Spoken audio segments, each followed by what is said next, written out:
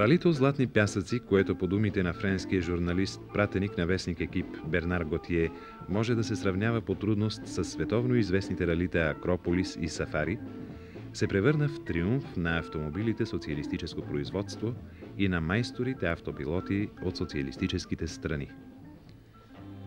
В главното отборно класиране на първо място е отбора на Полша пред Чехословакия, Съветския съюз и Германската демократична република, а в класирането за клубни отбори начело застана Шкода пред Фиат Полски, Автоекспорт, Съветски съюз, автомобили Лада и Москвич и Вартбург, Германска демократична република.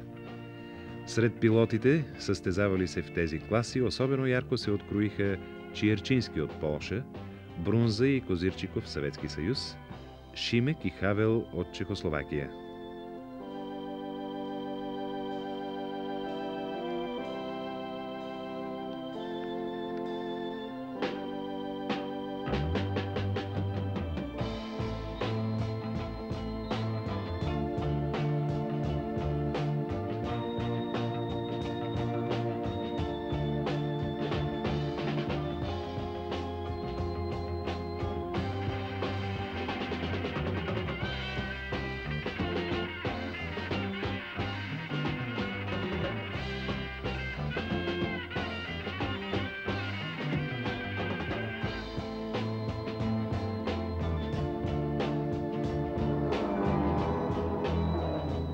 Наистина Верини отпадна на отсечката твърдица Елена, но в лицето на младият Бакели, италианците и многобройните гости на ралито поздравиха новият победител.